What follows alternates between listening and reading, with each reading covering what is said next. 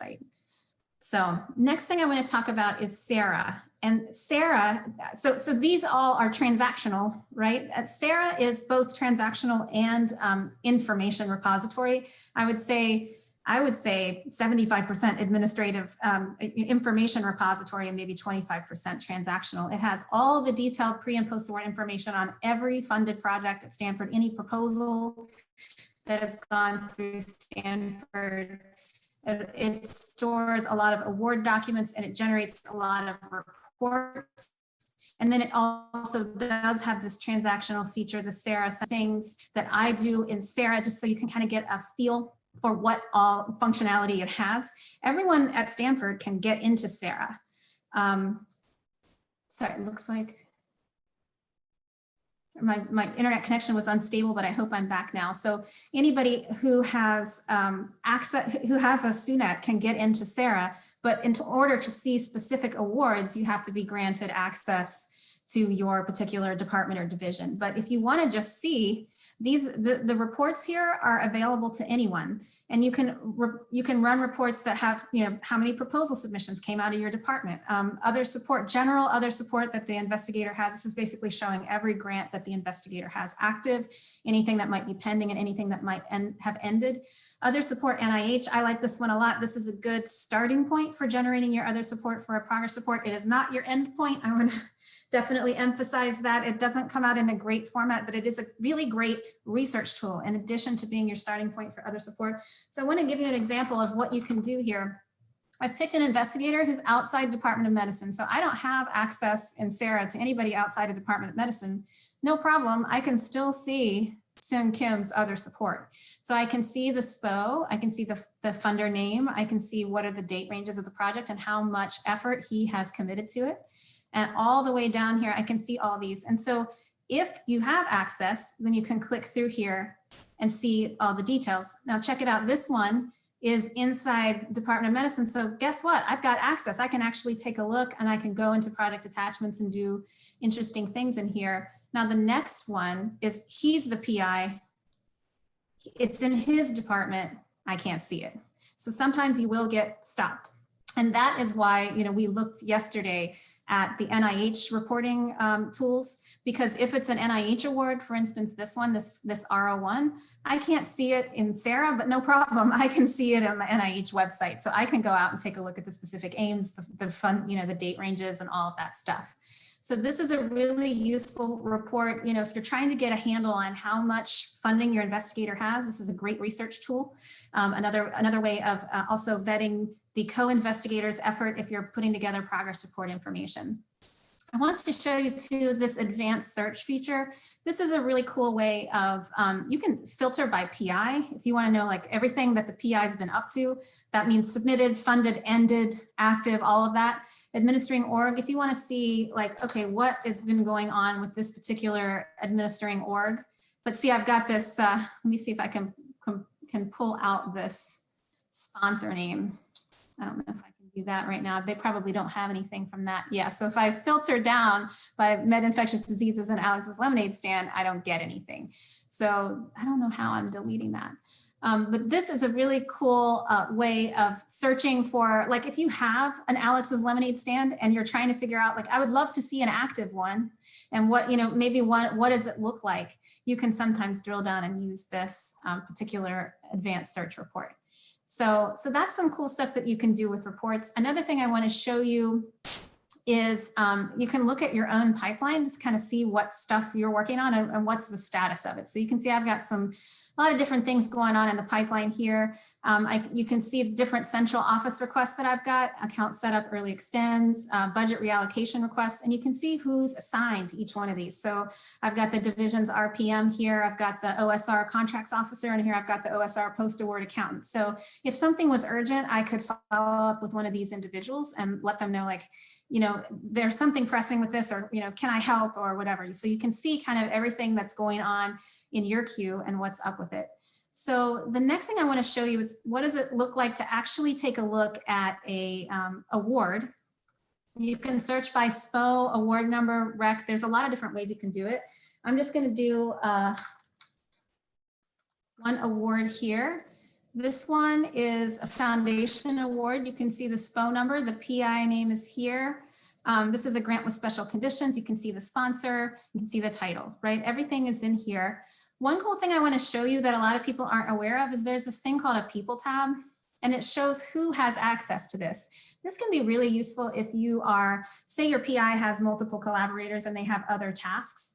And so their research administrators want to be able to see just this one SPO. You can actually grant people access in here. You can add a contact here. You just put in the name of the person. Let's say if I wanted to put in my colleague Grace as having access on this particular award, and I can determine if I want department admin, if I just need her to help me set up the account because I'm going to be out of the office, or you know, whatever it might be, and then whether that person is primary, yes or no.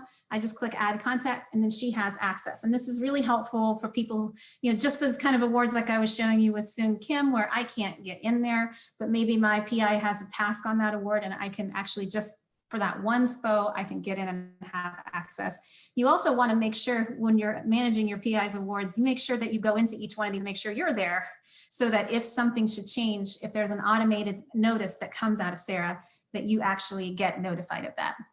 So then if you go back to the SPO, I want to show you some of the things you can find out. If there were any transactions, I put in a central office request on this one last week because the indirect costs were routing to the wrong PTA. So I put that in there, and if I wanted to take a look and see exactly what happened with it, I just said that, you know, the indirect costs were routing the wrong place, and it shows exactly what happened and how it got resolved. The post-award accountant updated the PTA, so we're all good. So you can see that on this page. If you want to know what are the PTAs associated with it, you can go to this financial accounts tab.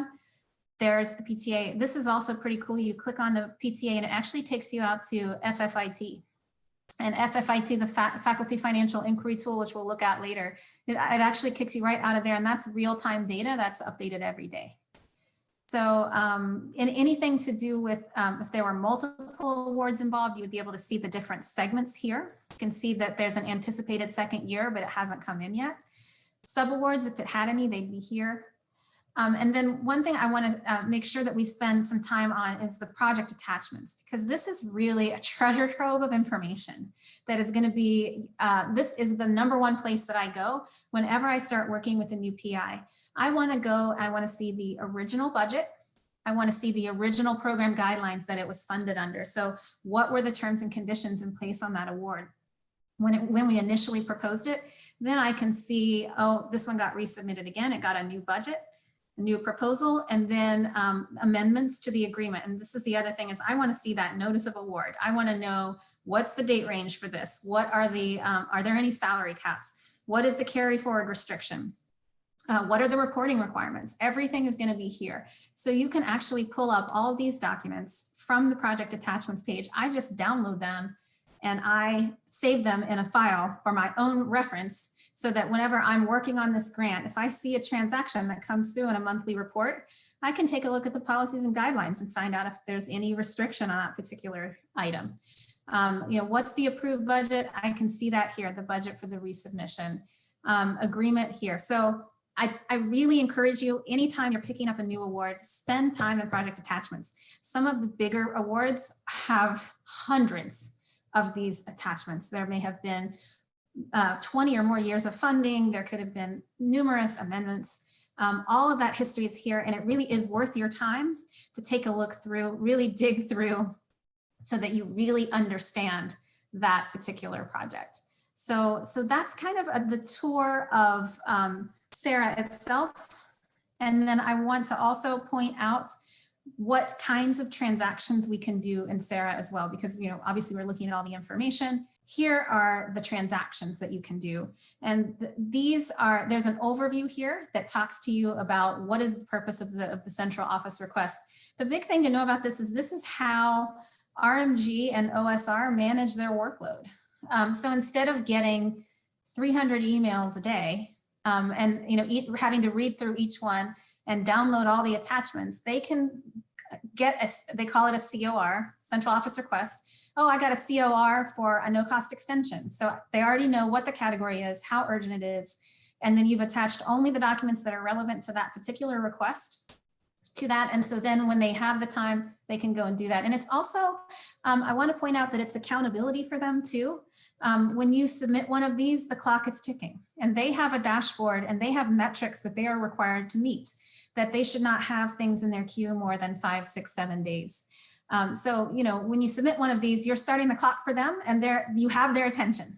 If you send them an email, you may not get their attention quite as quickly. So here's an example of one, a no cost extension request. I put one of these through last week. So you just go in, you put in the SPO or the award number, you hit the start transaction button once you get into that award, and then you put in central office request. And then the dialog box opens and you can start, and then you enter the information. And each of these guides, depending on the kind of request, it's got A, B, C, D, E, F, G right here. It tells you exactly what they are looking for in each of these fields. So one thing I recommend that you do is actually look at this guide before you start the transaction in SeRA, because there may be something you need from your PI. In which case you want to read through this whole thing all the way, start to finish, find out what you need from your PI, go email the PI, get the info, and then start the transaction so that, you know, it's not stalled waiting for more information. So you can see there's a ton of stuff you can do here. If your project got delayed because of COVID-19, you can enter something here. This one, check next funding increment status. That's to help if your subaward maybe has been delayed, isn't getting extended, the contract's not coming through, and you want to ask the contracts officer to check in on it, basically. So you would enter that one, no cost extension, just what it says. We want to extend the end date without more funding. You can see all the different ones here. Prior approval requests for PI effort change. All of these are pre-award. These are all going to route to RMG, just like they say, when you need to tell or ask the sponsor something, you're doing this whole batch here. And then down here, when you want to change something related to the actual PTA that you're charging, that's when you go to the post-award central office request. So budget reallocations, if you need a new task, you need a cost share project, if you need to update an expenditure type, all that stuff's here with the step-by-step guides. So strongly encourage you to take a look at these, read them through before you take action, collect the information you need, then submit the transactions. So, so that's the overview of SeRA. As a research administrator, I'm in the system every single day. There is not a single day that I'm not using it. So, and it's just tons and tons of great information.